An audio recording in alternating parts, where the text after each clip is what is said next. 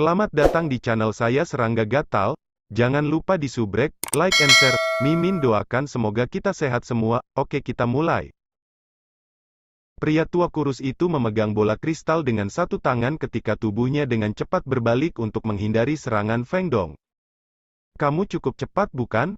Feng Dong menjadi kesal. Sebagai transenden dari klan Xia, itu adalah tugasnya untuk melindungi klannya. Dia sangat marah dengan apa yang terjadi. Kekuatannya berkobar dan kecepatannya meningkat ke titik yang melebihi orang tua itu, menjadi bayangan aneh. Ketenarannya sebagai ksatria dewa hantu justru karena cara bertarungnya yang mirip dengan hantu dewa. Dentang-dentang, dengan satu tangan memegangi bola kristal, lelaki tua kurus itu hanya punya satu tangan untuk bertahan. Dia bergerak keras untuk memblokir tombak itu, yang menjadi hantu. Dia menjadi tidak dapat bertahan melawannya, dan tubuhnya ditusuk. Pria tua itu mencibir. Itu sia-sia. Kulitnya tiba-tiba berubah ketika perutnya yang sebelumnya tertusuk mulai mengeluarkan suara memancar dan tubuhnya mulai terkikis. Ekspresi Feng Dong sedikit berubah. Tubuh jiwa, sayang sekali lawanmu adalah aku, ksatria dewa hantu. Petik 2. Orang tua itu segera menarik bola kristal ke ruang penyimpanannya. Begitu masuk, pengaruh bola kristal di seluruh wilayah dirilis. Mereka yang masih kesurupan karena pengaruh bola kristal mendapatkan kembali kewarasan mereka. Mereka hancur. Tidak. Menguasai? Bagaimana ini bisa terjadi? Mereka takut menyadari apa yang terjadi, tindakan mereka sebelumnya. Adegan seperti neraka ini lebih buruk daripada mimpi buruk yang mereka miliki. Kamu siapa? Mengapa kamu mengumpulkan semua roh pendendam ini? Feng Dong bertanya dengan marah sambil terus menyerang. Pria tua kurus itu mencoba menahan serangan Feng Dong menggunakan kedua cakarnya. Dia adalah demigod yang berpengalaman, tapi Feng Dong sudah lama mencapai puncak alam demigod. Menambah pemahamannya tentang alam di atas itu, dia memegang tangan atas orang tua itu. Tuanku adalah tuan besar, Nuo-Nuoan, teriak lelaki tua itu. Kamu tidak bisa membunuhku? Feng Dong meraung kembali, Nuo-Nuoan. Siapa dia, dan dari dunia mana dia berasal? Sementara itu, dia tidak berhenti menyerang, dan tombaknya akhirnya menembus pertahanan orang tua itu. Dia menusuk tubuhnya lagi dan lagi. Serangannya jelas-jelas merusak pria tua yang tubuhnya mulai kabur. Serangan biasa tidak akan bisa melukai roh jahat, tetapi Feng Dong berbeda.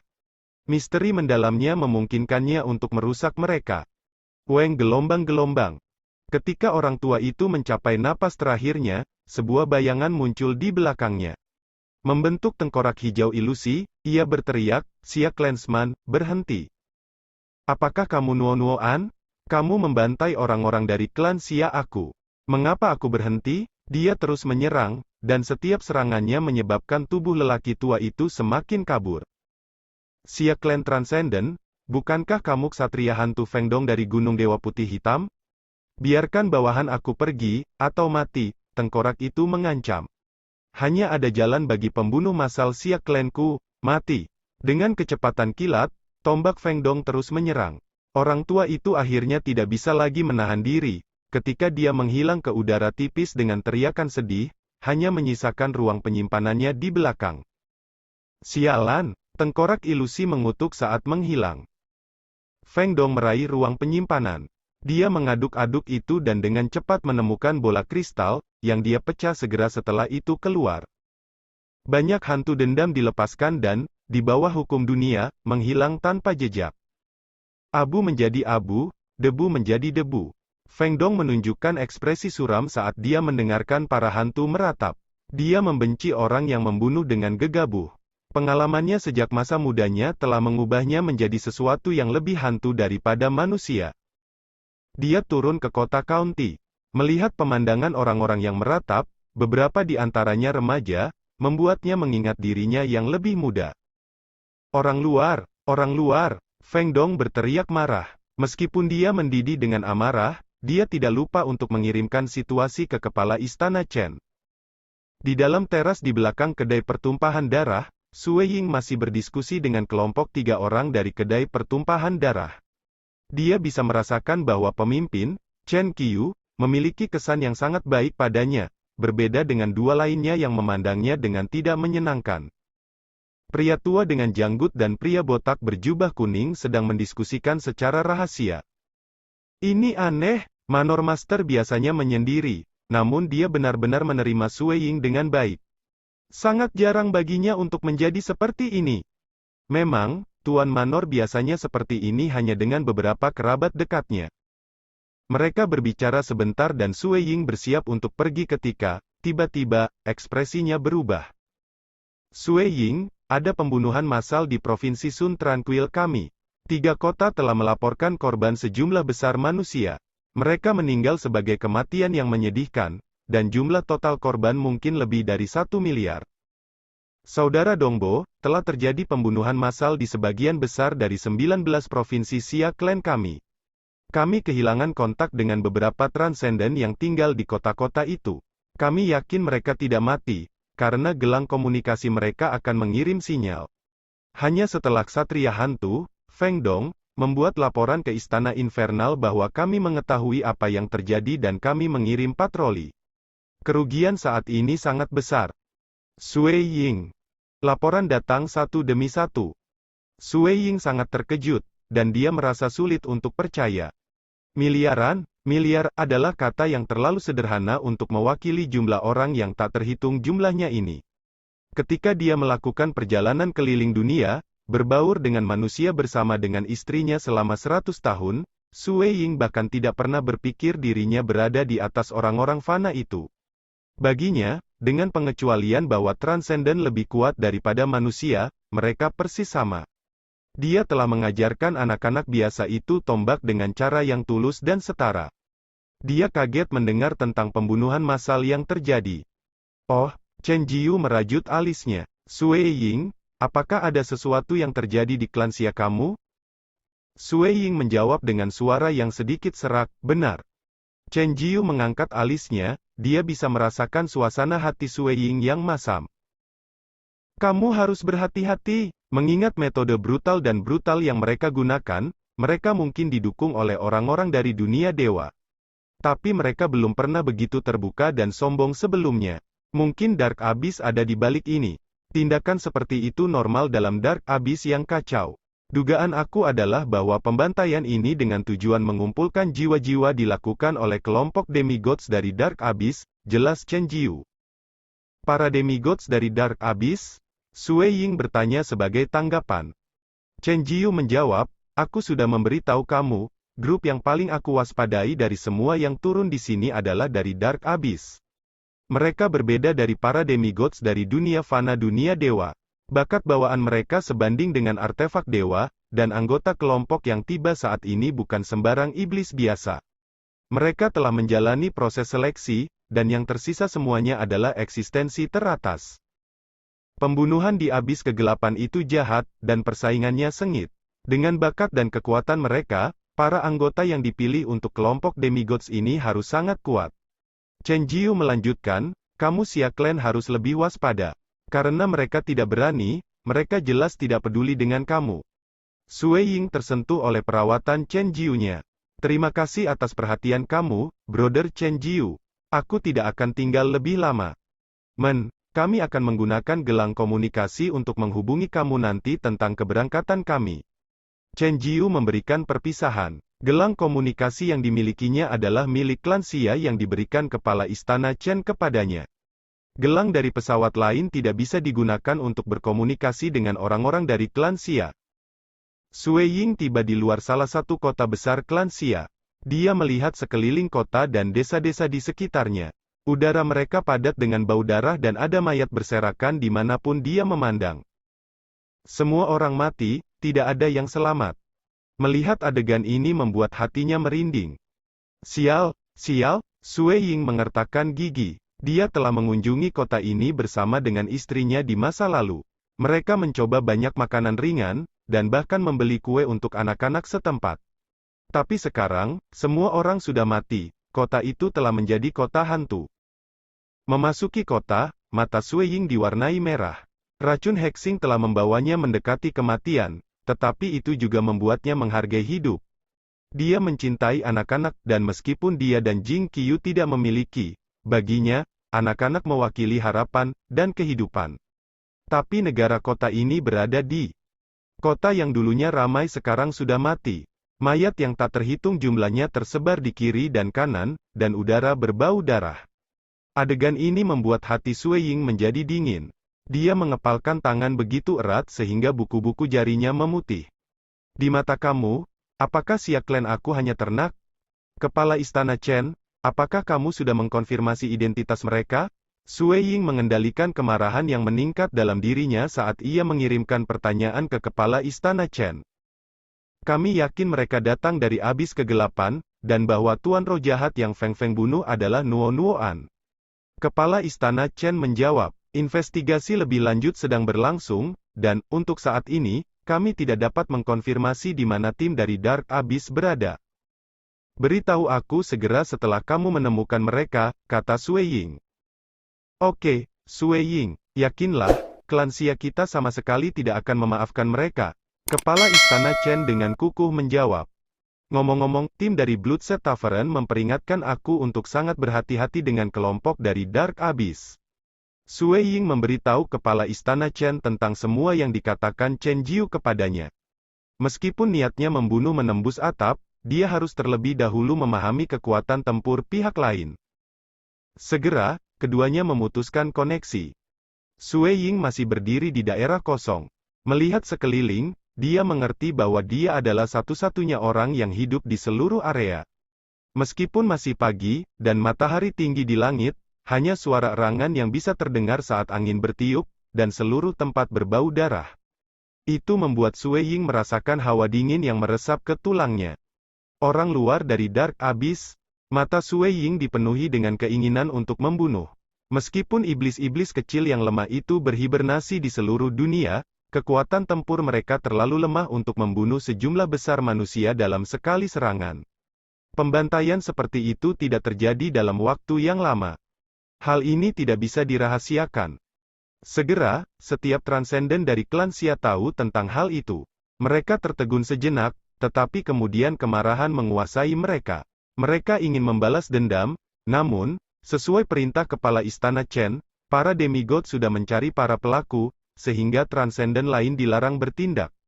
Musuh terlalu kuat, sehingga transenden biasa yang berpartisipasi dalam pencarian hanya akan mengirim diri mereka sendiri ke kematian mereka sendiri. Sial! Orang luar, ini adalah homework kami, dunia klan Xia kami. Setiap orang transenden merasa marah dan pahit.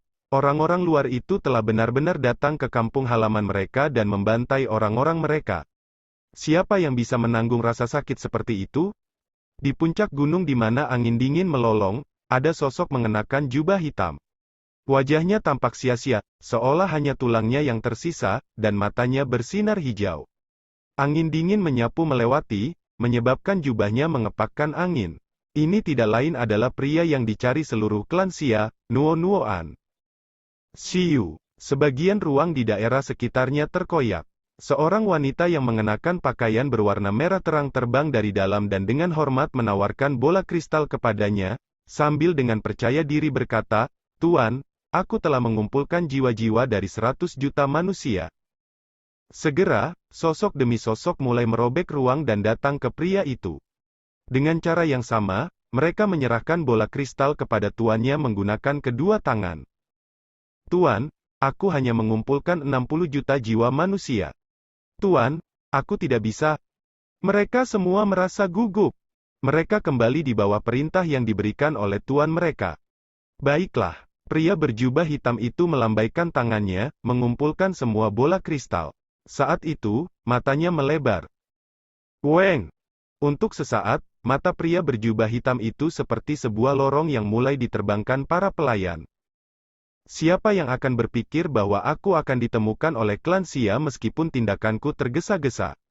Sangat disayangkan bahwa jumlah jiwa yang aku kumpulkan lebih rendah dari yang aku harapkan, pria berjubah hitam itu bergumam pelan. Dalam sekejap sosoknya, dia memasuki gunung berapi di dekatnya. Terbang turun melalui puncak gunung berapi. Dia segera tiba di sebuah danau magma besar, jauh di dalam gunung berapi. Danau itu meliputi area beberapa kilometer. Dia menempatkan dirinya tepat di atas permukaan magma bergulir, yang mengeluarkan suara gugu, dan berkata, "Jenderal Kumeng, saatnya bangun." Suaranya langsung ditransmisikan jauh di dalam danau magma. Gugu gelombang danau magma mulai berbusa di permukaan dan mulai melonjak ke atas. Api besar muncul dari dalam, dari mana kepala besar, botak, mengkilap tanpa sedikit pun rambut muncul. Bahkan wajah itu bebas dari rambut apapun, itu cerah dan bersih. Kepala besar ini seukuran bukit mencapai ketinggian 200 meter. Kepala ini membuka mulutnya untuk melepaskan menguap, mengirimkan aliran besar udara yang mengguncang seluruh danau magma. "Nuo-Nuoan, aku belum cukup tidur," kata kepala besar ketika dia mulai berdiri. Sosok yang menjulang muncul dari bawah danau magma, begitu besar sehingga, meskipun kedalaman yang luar biasa dari danau magma, itu masih hanya mencapai pinggang raksasa. Raksasa ini, berwarna perak, bahkan tidak memiliki sehelai rambut pun di tubuhnya. Ketika mulai bergerak, raksasa itu mulai tampak menyusut. Setelah selusin langkah, mencapai ketinggian yang agak biasa, sekitar 3 meter. "Jenderal Kumeng, aku sudah mengumpulkan jiwa-jiwa. Sudah waktunya bagi kita untuk bertemu dengan komandan," kata pria berjubah hitam itu. Dia tampak cukup sopan. Dia tidak punya pilihan. Nuo-Nuoan mungkin adalah sosok tiran di tempat lain, tetapi di antara 3 keberadaan yang dikirim dari Dark Abyss kali ini, ia hanya bertindak sebagai bantal. Jenderal Kumeng adalah keturunan iblis kelas atas, Purgatory Demon. Setelah beberapa pertemuan yang ajaib, ia mampu mengembangkan teknik rahasia yang memungkinkan tubuhnya untuk mencapai bentuknya saat ini. Lebih penting lagi, pemahamannya tentang alam itu mendalam, dan dia tampaknya tidak memiliki kelemahan. "Kita bertemu Tuan." Iblis perak, Jenderal Kumeng, sedikit terkejut. Sikapnya menjadi jauh lebih terhormat ketika dia berkata, "Ayo pergi." Mereka meninggalkan gunung berapi itu. Di sebelah gunung berapi, di daerah terpencil tanah, ada rumah kayu yang tampak biasa. Di dalamnya ada seorang remaja berkulit hitam terbungkus kain putih. "Tuhan." Nuo-Nuoan dan Jenderal Kumeng menyambut dengan hormat. Remaja itu perlahan membuka matanya. Di bawah tatapan sepasang mata itu, ruang dan waktu di sekitarnya berhenti sejenak. Dia berdiri. Dia bertelanjang kaki, dan dia tidak memakai baju besi, sepatu bot, atau peralatan lainnya. Dia hanya memiliki selembar kain putih melilit tubuhnya. Saat dia berjalan tanpa alas kaki, dia memaparkan tangannya ke dunia. Baik Nuo-Nuoan, maupun Jenderal Kumeng tidak berani mengeluarkan sedikit pun. "Raja."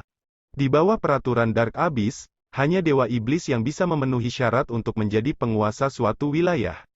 Tapi remaja berkulit hitam yang dibungkus kain putih ini benar-benar melakukannya sebagai demigod. Jika bukan karena keberadaannya yang tinggi muncul, mengancam dan memaksanya, mengingat kekuatan tempur remaja berkulit hitam ini, dia tidak akan pernah mau mempertaruhkan hidupnya di Gunung Crimson Rock. Dia tidak punya pilihan. The Dark Abyss diperintah oleh hukum rimba. "Nuo-Nuoan, bagaimana?" Remaja berkulit hitam itu tersenyum. Senyumnya mengandung pesona yang aneh, dan seluruh dunia tampak diam dengan senyuman tunggal itu. "Aku awalnya ingin mengumpulkan 1 miliar jiwa, tetapi ksatria hantu, Feng Dong, dari Gunung Dewa Putih Hitam mengganggu dan membunuh salah satu roh pelayan aku. Aku segera mengingat roh-roh lain dan mulai mundur untuk mencegah demigod klan Xia lainnya menghentikan kami. Pada akhirnya, aku hanya bisa mengumpulkan total 600 juta jiwa manusia," jawab Nuo-Nuoan dengan hormat sambil secara bersamaan mengeluarkan bola kristal. Bola kristal ini berisi total 100 juta jiwa manusia. Menurut perintah Tuhan, dia akan menerima 100 juta jiwa yang dikumpulkan oleh Nuo-Nuoan. Sedangkan 900 juta sisanya adalah Nuo-Nuoan. Namun, Feng Dong muncul di tengah proses dan mengganggu rencananya. Kekuatan menelan yang kuat muncul. Remaja berkulit hitam itu membuka mulutnya begitu lebar sehingga bola kristal itu bisa langsung terbang ke dalamnya. Bola kristal itu sangat besar, namun sepertinya remaja itu bisa melebarkan mulutnya lebih jauh, menelan seluruh bola dalam sekali jalan. Tenggorokannya melotot hingga ukurannya 2 kali lipat, namun bola kristal itu masih tertelan. Jiwa manusia yang tak terhitung jumlahnya di dalam bola kristal meratap dengan sedih. Sangat lezat. Remaja berkulit hitam menutup matanya sambil mengungkapkan tampilan konten. Jiwa manusia di dunia material ini, memang, kelezatan kelas atas. Jika aku tidak dipaksa untuk pergi ke sini dan mempertaruhkan hidup aku di Gunung Crimson Rock, hanya tinggal di sini dan menikmati tempat ini mungkin tidak terlalu buruk.